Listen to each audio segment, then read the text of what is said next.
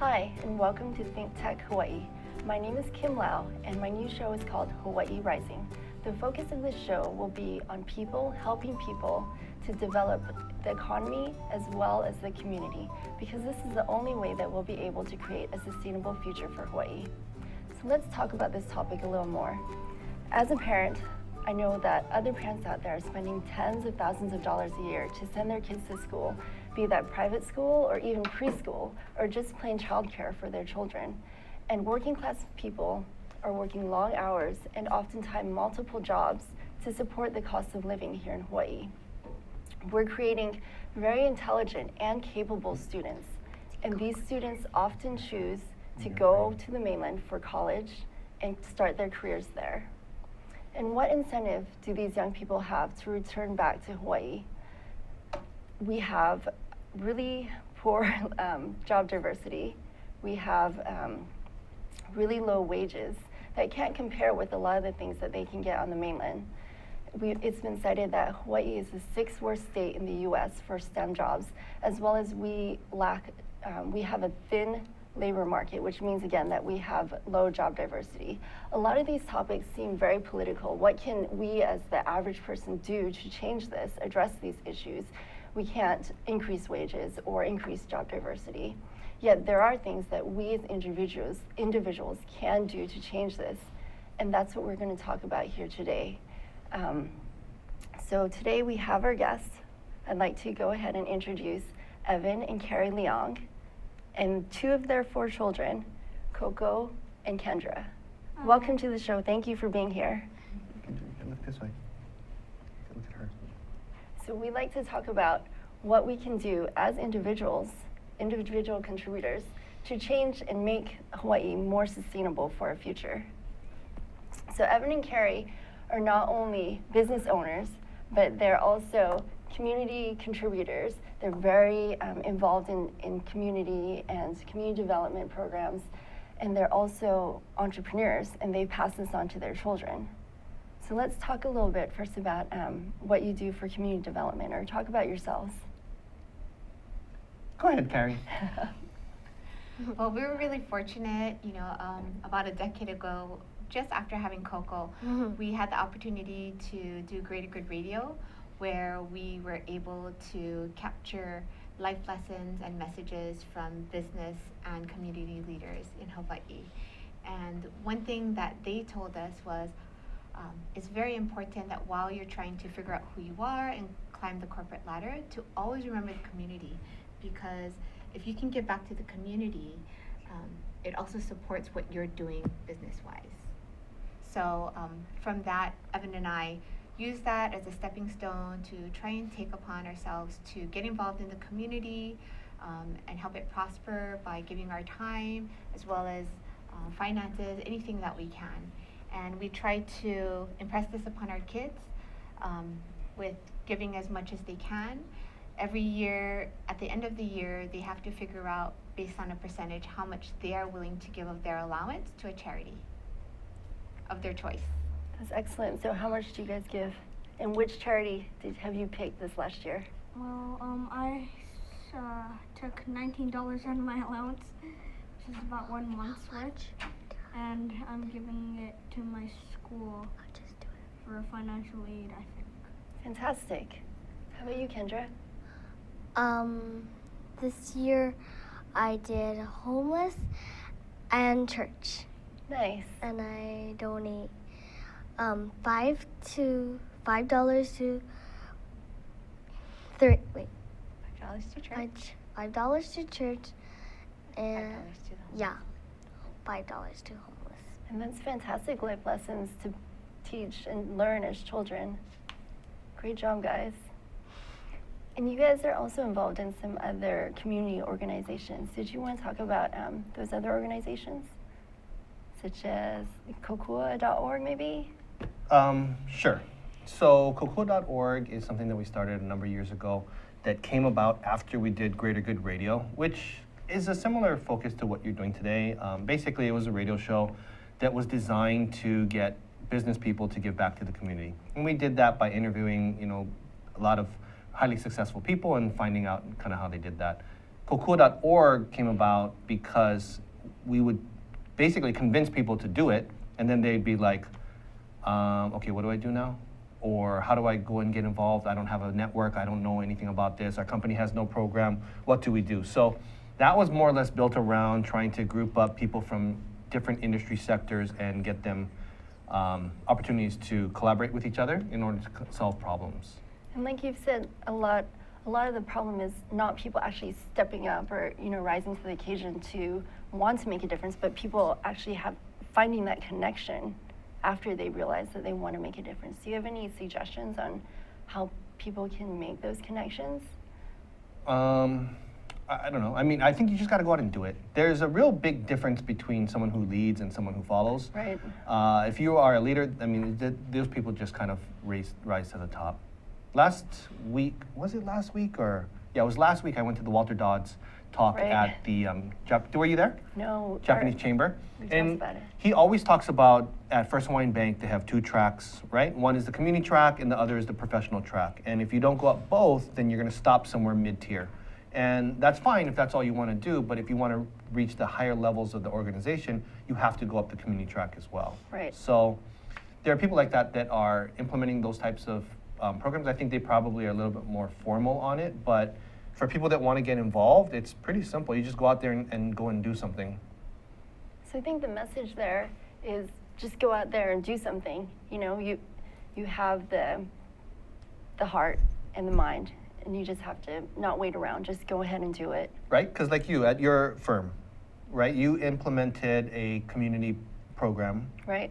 We right? did. Maybe tell us about that and then how you did it, because you're someone that was wondering the same things. So at my firm, I work for an accounting and advisory firm called Spire. We decided that just going around and doing our day-to-day job is not enough. We need to step up again, like rise to the occasion, and help the community. And by helping the community, we can assist the economy. And again, that's the only way that we can create sustainability here. So what we're doing is twofolds. We're doing straight assistance to non-for-profit agencies. So we've helped non-for-profits create sponsorship packets. We've helped them do some bookkeeping. We're actually helping them with an audit, and all of this work is done pro bono, direct support to a non-for-profit.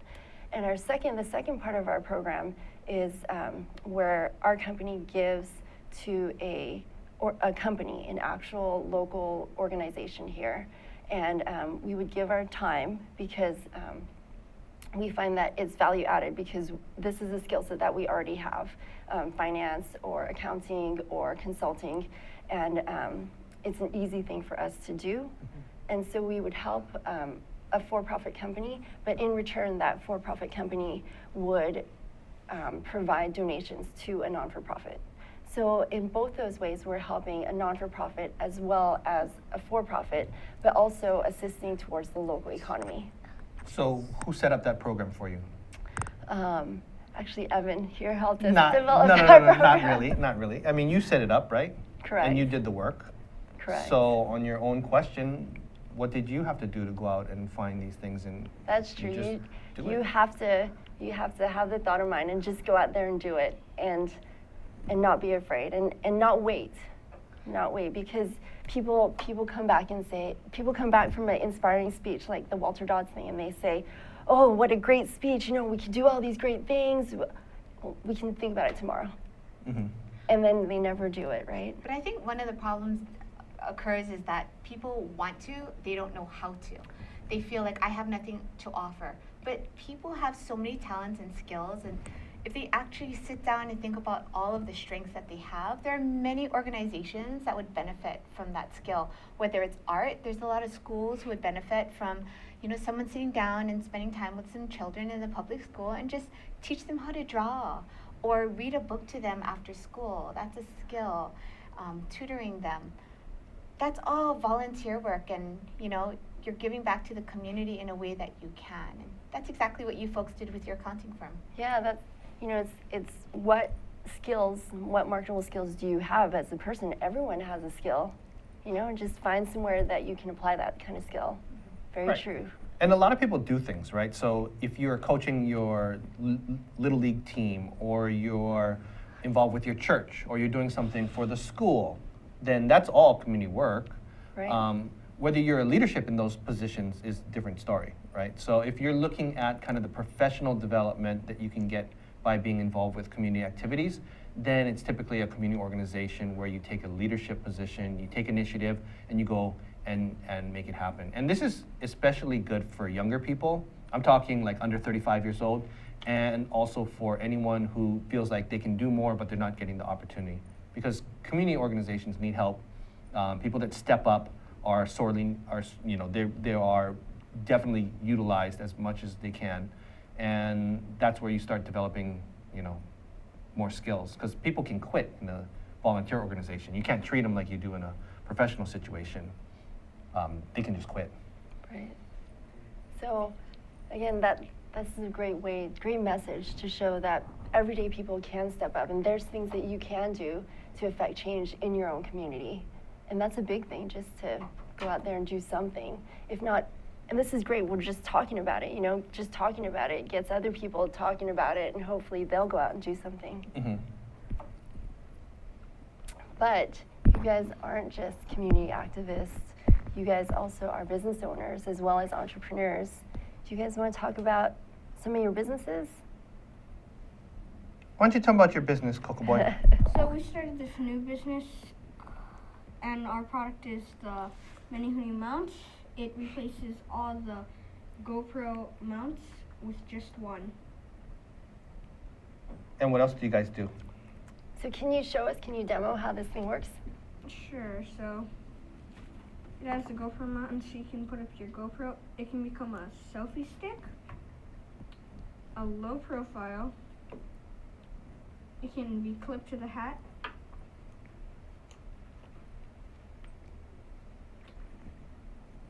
can you take this thing like paddleboarding or surfing also? Yeah, and you can put it on your cap, and then you can have it on, taking different angles from going like this to this. And there's magnets in it, so you can stick it to any magnetic surface. And how did this product come about?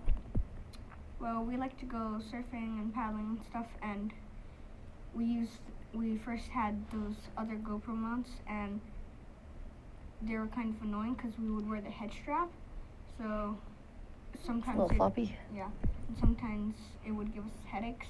So our dad told us about this thing called Startup Weekend, where you have 54 hours to pitch an idea, create a team, and have a final presentation to judges. And so we went there, and we won it using the first prototype of the Menihuni mount. You guys won Startup Weekend? Mm-hmm.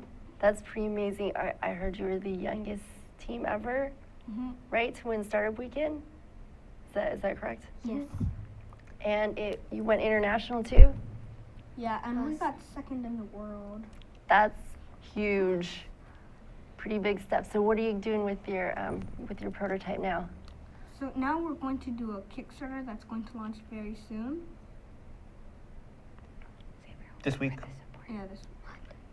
And This week, Thursday. how's this thing made? Oh, The top part is the GoPro. Yeah. Oh, And this, we had to 3D print this thanks to our mentor, Colin Kobayashi, CEO of 3D Innovations. nice.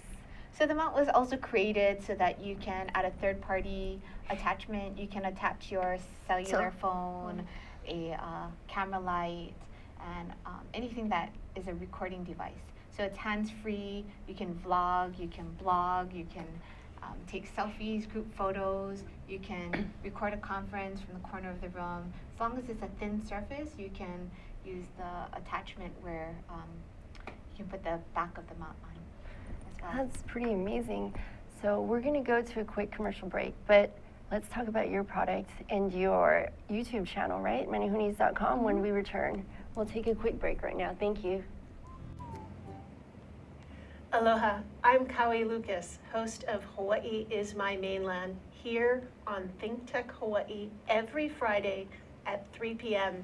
We address issues of importance For those of us who live here on the most isolated landmass on the planet, please come join me Fridays at 3 p.m. Mahalo.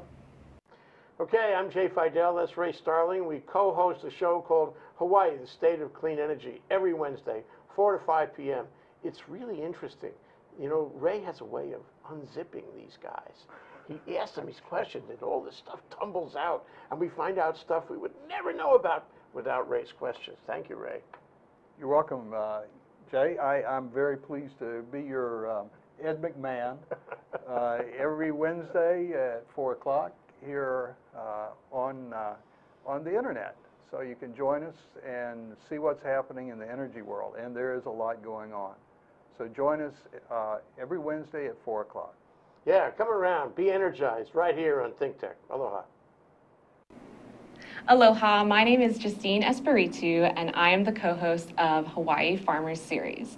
This is my co-host, Matthew Johnson, and we are live with you every Thursday at 4 p.m. at thinktechhawaii.com. And our show focuses on Hawaii's local food community. We feature not only the farmers that are producing our food, but we also feature the supporters and other folks involved in the community that are trying to promote local agriculture. Hi, welcome to Think Tech Hawaii. My name is Kim Lau, and this show is called Hawaii Rising. We're here with our guests, Evan and Kari Leong, and two of their four children, Koko and Kyndra. Welcome back, guys. So we were talking about your really cool Many Huni Mount and your YouTube channel. Now, what is the domain for your YouTube channel? What is the correct domain? Website. It's manyhunis.net. Menehunis.net. No, but for this one is what? But for the mount, it's manyhunis.co. Menehunis.co for the mount. So now you have some other great things on your menehunis.net. And this is all just the kids, right? Mm-hmm. Can you tell us about the station and maybe some of the programs that you have there? Go ahead. Go. Kyndra, Go ahead, Kyndra. Okay, so I like to do makeup and also some other mermaid things. And I like to do a lot of toy reviews because I get a lot of toys on my birthday and all that kind of occasions. So I do like food reviews, restaurant reviews, and toy reviews, and candy reviews. Nice. What about Buddy? Well, Buddy does a lot. He likes to do toy reviews too, magic, and also game. Nice. They also do challenges. They recently did the Bean Boozled Jelly Bean Challenge, where they were trying to guess what the flavor was, like baby wipes versus butter popcorn. Baby wipes. Or Toothpaste first. tuna fish, Ew. things like that. But we're really fortunate that the kids are getting older, and we're trying to impress on them the value of entrepreneurship and owning your own business. And because of this YouTube popularity, Evan's been working on creating tutorials as well for our business, Bubble Tea Supply. And these are our bubble tea drinks, and the kids also help us with that by doing tutorials of how to make the bubble tea drinks. So again, you guys are not only community developers and contributors, social entrepreneurs, but also business owners, and you're expounding all of this knowledge onto your kids. So do you want to talk about some of your businesses that you run also, like the Bubble Tea Supply? Go ahead. Well, Bubble Tea Supply has been around a little over a decade, about 13 to 15 years. And bubble tea originated in Taiwan. And we were very fortunate. Evan and I lived in the mainland for a short while where we were introduced to the drink. And at that time, it was really funny because it was a hole-in-the-wall, small Chinese store that we would go and buy the bubble tea drinks from. We would order in English, But everything after that, the lady would only speak in Chinese and tell us no English because she didn't want to give us any of her secrets. And so we were very fortunate through travel that we were able to meet some manufacturers that could create product just for us to our own recipe. So Bubble Tea Supply carries unique recipe products. We've won awards for our quality and taste of products for the tapioca as well as the flavors in the drinks. And there's like a special way to make these bubbles, right? In the bottom, so in the bottom of the bubble tea, there's, what are these bubbles made out of? Tapioca. Yoga. Out of tapioca. And there's a special way that you have to make these in order for them to not squish. Yeah. Well, you know, our product, we try to make it simple. So while it looks like it's a long and rigorous thing to make, it's similar to making rice or boiling pasta. And some people make it in a rice cooker, simple as that. And you boil it for 12 minutes, you let it sit for 15, and it's ready to go. So prep time is about 30 minutes. And then after that, you'll have to make the drink, whichever smoothie you decide to try. Nice. What's your favorite, Kyndra? Blue Hawaii. I like blue Hawaii Yeah. too. What's Blue Hawaii? Can you guys Tell them how much you like it. I had one before I came. And what does it taste like? It tastes like, well, it tastes Creamy. Yeah, and different from the others. Does it taste like vanilla? Why don't you or- explain it? You drink it every single day. It's like creamy and it tastes unique. Unique. Does it taste like a fruit or? No. It kind of tastes like a ice cream. Oh, No. like gooey kind of, or? Kind of cotton candy. Yeah, kind of sweet. It's basically a blue sweet drink. Nice. You know, most foods are not blue, Yeah. although they have the blue jello now. So it's just kind of a unusual blue food, and they just love it. Nice. What other flavors are there? There is honeydew. Oh, is this one honeydew? Yes. We got like 30 different There's flavors. somewhere around there. strawberry. Is there other flavors that are not fruity? You have tea drink flavors like taro. That's not really fruity. What else? Coffee? Coffee drinks? Coffee. Yeah, coffee flavor. Hmm. Hawaii seems to really take to the fruity type Yeah. of smoothie, creamy, sweet drinks. Yeah. And a lot of the restaurants or vendors that carry the drinks try to add, you know, fresh fruits or ice cream and create their own unique recipes, which we highly encourage as well. So are there any other companies that supply the tapioca or the similar products here in Hawaii? Yeah, we compete. Okay. Yeah, I would say we compete, but you know, I guess our belief is there's no competition. We focus on quality products and customer service. We've been very fortunate to have our loyal customers, and I think that the customers that do taste, we have the brand Neptune Ice. The customers do taste the difference because we try to make it taste as close to the original fruit as possible, as opposed to an artificial syrup or. Okay, so you supply the tapioca as well as the flavor itself. Yes. Oh, okay. I thought you guys just did the tapioca part. Oh, we do No. the whole drink. Okay. So from straw, cup, lid, tapioca, and the smoothies. So what goes, is it a powder originally? Yes. And how do you make it this delicious looking Why don't you tell smoothie? 'em? Water, ice, sugar creamer mix, and your flavor powder.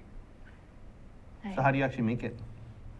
So they have like these shaker cups, and then there's like these lines, so you know where to fill it. So for the small amount, you fill the water to 6, and then put the ice to 8, and then you put 2 scoops of sugar creamer and 1 scoop of your flavor powder, and then shake it up. And that flavor powder you guys supply, Yeah.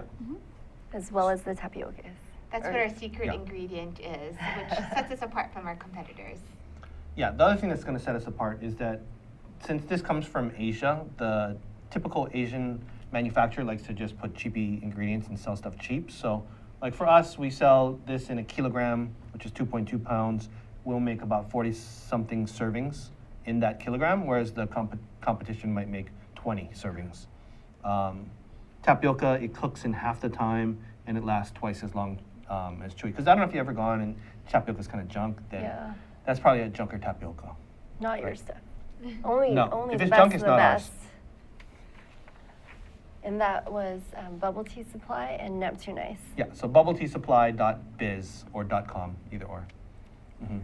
Nice.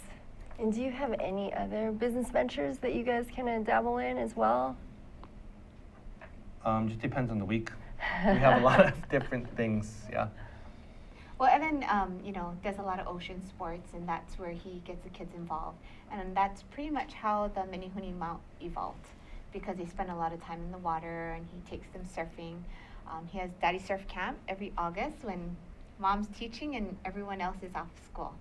So they use the GoPro often, and they came up with the problem that they suffered with. And so his business is standingpaddlesurf.net. So standingpaddlesurf.net, and that has to do with No, stand up paddlesurf.net, paddlesurf.net. and that has to do with Daddy Surf Camp. No, that's just stand up paddle stuff. Yeah. No, Daddy Surf Camp is us something else. Yeah. Private. Yeah. Private lessons Private, only. kinda come. Private lessons only. Mhm. So can I send my kids next year? Is Chris coming? Huh? Probably not. Actually, they're kind of young, yeah? Yeah. How old are they? They're only 4 and 1.5. 4 can't swim yet, right? Can. Huh? Can. Probably put a life jacket and then send Chris. Mhm. So we're going to break for a commercial really quick, and we'll come back to talk about the actual impact that Evan and Kari and their family is making. Thank you. Aloha, I'm Keli'i Akina with the Grassroots Institute of Hawaii, and one of our delights is to be partnered with Think Tech Hawaii and produce programs every week. Every Monday at 2 o'clock, we have a show called E Hana Kako, which means let's work together. So we bring people from all across the nation and the country, and certainly throughout the islands together here to talk with them about how to work together, and how to work together to do the following: to build a better economy, a better government, a better society. So if you're interested in the research of our think tank, the Grassroots Institute, or if you're interested in how that's applied at the governmental and community and business levels, you'll enjoy the fascinating conversations with our guests on E Hana Kako every week on Think Tech Hawaii at 2 o'clock on Mondays. Until our next show, I'll see you. Aloha. And we're back. Hi, welcome back to Think Tech Hawaii. My name is Kim Lau, and this program is called Hawaii Rising. We're here today with our guests, Evan and Kari Leong, and 2 of their 4 children, Koko and Kyndra. Welcome back, guys. So, I hear we're back, and we're going to try these delicious bubble tea drinks sitting in front of us. You ready? Oh, Cheers.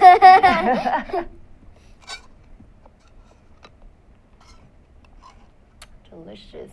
So this flavor is Honeydew. honeydew, and where does this rank on your favorites? Where does this rank on your favorite flavor list? Is it pretty high?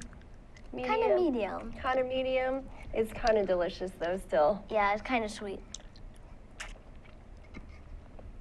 So is your blue Hawaii sweeter than this? Better. Better? Better. Hey, why didn't you bring me that one? Kept it for himself. Did you drink it all before? Well, honeydew is the most popular, I think, nationwide. It's just one This of is those by far the common most popular. ones that everyone Oh. loves. Tastes like Melona bar. My mother-in-law is her favorite. For sure. She liked the iced tea that we made the other day. Oh, she did. Mhm. So let's talk really quickly. We've talked about your business, your guys' entrepreneurship, and how you guys are passing that on in your family, and also about your service to the community. So let's talk about why that's important. I mean, like, why bother doing that? You could go just be a business owner and go about your daily business, you know? But why give back? Why focus on the community? Why focus on teaching these kind of ideals to your children? Why is that important? You know, it all cycles, right? The more we give back to our community, the community gives back to us. Oftentimes people think, oh, I don't need any help with any kind of nonprofit organizations, and I'm just way too busy to give up my time or my money. But you know, at some point in your life, sometimes things happen, whether it's health related, or you know, a situation occurs, and that's when you start reaching out and trying to figure out where you can get help. Why wait for that point? You know, we all know people that use nonprofit organizations for help or you know, support them. And I think it's just so important to remember that in order for our communities to prosper, we have to help support that as well. For entrepreneurship, I think it's so important to help our children develop these skills, because it's really all about critical and creative thinking, right? If they ever get in a rut as they get older, say Evan and I die, and they don't know what to do with their life, we want them to be able to be solution finders, right? So instead of just being really sad about a problem that they have, what can they do about it? Solve it in a creative way, and hopefully they can make a profit, right? If you think that way as an entrepreneur, you can even think that way as an employee. How can you help your company take it to the next level? Right, so continual improvement, you know, always striving to be better. There's always something that you can do as an individual. You know, Evan and Kari have 4 kids. It's not like they have tons of free time or things like that, yet they go out of their way and they find that these things are obviously very important to them to pursue and help others, and again, teach their kids this. I mean, I don't, you know, when I'm thinking about this, it's, you talk about, oh, always wanting to strive better and do more and then be more in the community and so on. And that's good and that sounds good and all that kind of stuff. I think in the reality though, sometimes that's not really truly the case, because for me, I never really did a lot of community things. I basically was just doing my own thing, and I liked business, and I can easily just focus on that. So for me, it was, I met a person, a guy, Dwayne Carisu, who in a conversation basically challenged me to go and start doing something for the community. Can you tell us that story? Because that's a really story's a long story. It's a really interesting story though. Yeah, so I was coaching track, and my friend said, go and talk to Dwayne Carisu. And Dwayne Carisu is a kind of a lesser known, very, very successful, very influential person in this community. So he grew up on the Big Island in a plantation, and came to Oahu, and then become a self-made multi-millionaire. I mean, he owns, I think, at the time we had talked, it was like 13 or 14 different businesses. Everything from a part of Aloha Airline at the time to as part of the San Francisco Giants, to a lot of real estate, to a bakery. I mean, it's all types of things. And when I went in to meet with him, basically I wanted him to donate some money, you know, try and donate some money to the school. And he told me, no, that's a waste of my money. And I said, well, why won't you donate for these scholarships? And he said, it's a waste of my money. And I said, I don't really understand. He said, well, you use no leverage. So I said, I don't understand what you mean by that. And he said, well, let me give you an example. He said, I have a foundation called Hawaii Sports Network Foundation. We pay all the salaries for the people there. We give them office space and so on. And all they do is try and find scholarships for student athletes that maybe aren't the top tier ones that are being recruited. So they help them get all their stuff together and then get out there. He said, last year we did $5 million or so in scholarships, and each one cost us about $5,000. So when you think about a college scholarship, if it's a full ride, you're talking about probably almost $200,000, right? So it costs $5,000 to get $200,000. He said, that's leverage. You bring me those kind of numbers and I'll give you money. So I'm like, whoa, this is a good conversation, right? Because as a business person, like, I want to do that. And he said, but here's the big thing for you. He said, I won't do any business unless it helps the community. I said, okay, yeah. Mm-hmm. He goes, no, this is the point. I said, I don't understand. He said, I won't do any business unless it helps the community. And I said, I don't understand. I said, I thought I'd get rich, and then I give some money away as an old timer and so on, and that's how I do it. He said, no, what you have to do is you have to engage the community now, and then you become rich. I said, I don't understand. And that's kind of the thing about talking to people who have more success or more awareness than you, right? It's like you learn things and it blows your mind. Why would you do that, right? And he told me, he said, look, I bought a bakery on the Big Island. It's called the Punaluu Bakery or Punaluu Bake Shop, I forget. And it's in an area where there's a lot of crystal meth problem. But the problem is that once they're off of crystal meth, if you can get off of it, there's nowhere for them to go. So he said, what can we do with this business to help this community? So why don't we make it into a training center where it's almost halfway house and these people can come back in, get on-the-job training, feel good about something, help them transition back into the community, and that's what we'll do. And he said, long story short, after we did that, our bottom line net profit, which you would understand from an accounting firm, went up 5 times. So that's what I mean by helping the community. So after that meeting of going in to ask for money, I came out thinking, how am I going to have my business help the community? Which was the weirdest thing, and that kind of set us on this path. But a lot of times it's somebody has to pull you and just basically knock you on the side of the head or make you do it. If you do it at a young age like these kids are doing, then that's good because maybe it can be ingrained in them. But for me, it really wasn't. You know, I mean, it only got in my later years. And that's a really great example of how helping the community helps the economy, and it helps future generations and sustainability, overall sustainability. Yeah. Once you get involved in doing community things, you're going to be amazed at how many people it actually takes to keep this place running smoothly. There are so many volunteers that you never see. It's like invisible people that all of a sudden you see them, and it's a huge amount. It's a huge amount. It's kind of amazing. Yeah. Do you guys think that it's important to help the community? Mm-hmm. Yes. Yes? How come? Well, I can tell you what we're going to do. Okay. So, from our many amount profits, we're going to give some to Nakamakai. We give free surf lessons to kids. Can you tell us a little bit about Nakamakai? What is that? So our dad kind of runs it. Oh, wait, no, our dad's friend kind of runs it. Okay. And so they go all over and they give free lessons to anyone, and they teach them about the ocean, and they tell you to like keep it clean. And how you could stay safe. Yes. Ocean safety also.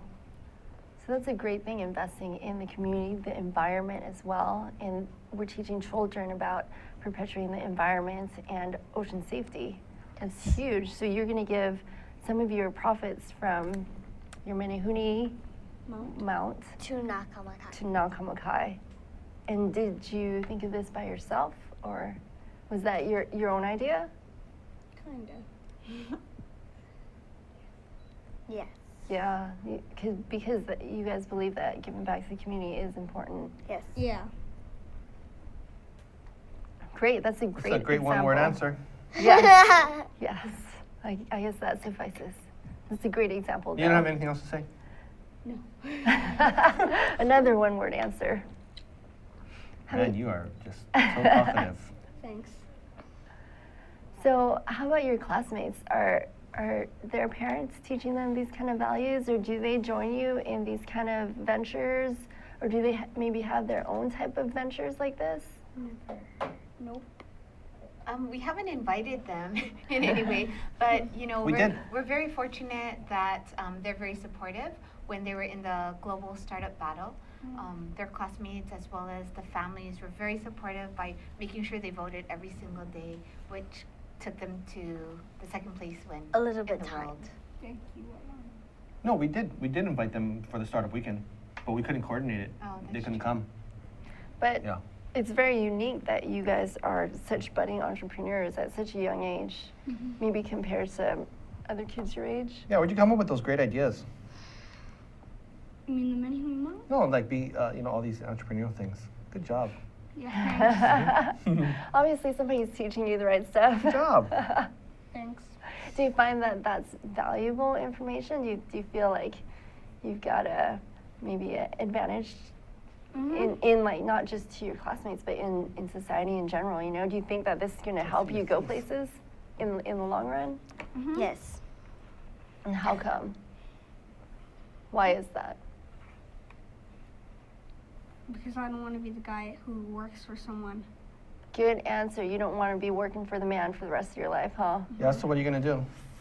Be a business owner. You're gonna yeah? be the entrepreneur who starts the business. Oh, Right. That's a fantastic answer. and how you gonna do that?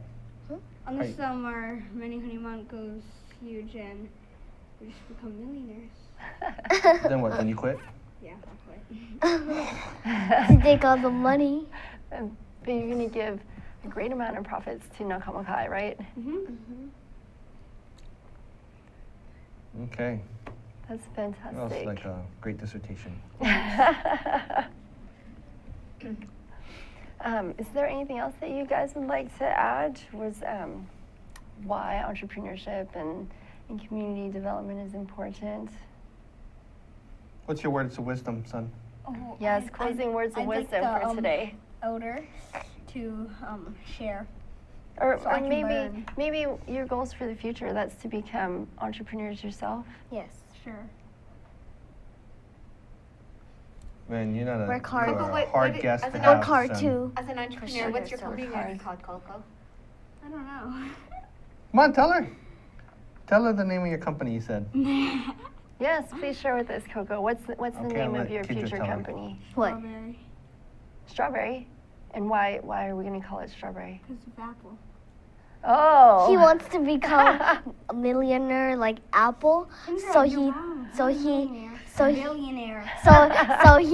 wants to start another business instead of Apple. He wants it to be a different fruit.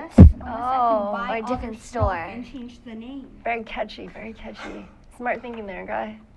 All right. Oh, now you're getting talkative.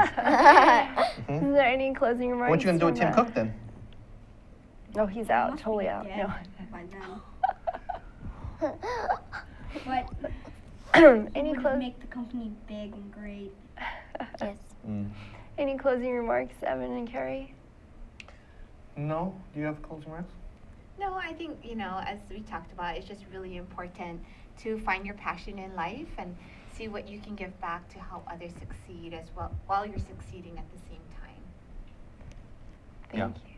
I think actually one thing, if for most people out there, they're somewhat in a professional field, or even if not a professional field, that if they want to get involved and they don't have money so much, then they should look at using their skills. So it's called skills-based volunteering.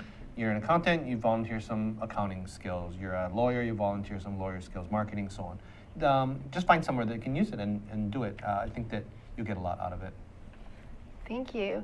So, thank you for being on our show today. Thanks for having us. Thank you guys. Thank you for having us for and these clowns. the Thank lovely you. drinks. So I'd just like to recap today's show. Again, our show is called Hawaii Rising. It's a new show here on Think Tech. My name is Kim Lau, and our show is focused on people helping people and how we can rise up or step up in the community and help out the community as well as the economy to create a sustainable future for Hawaii.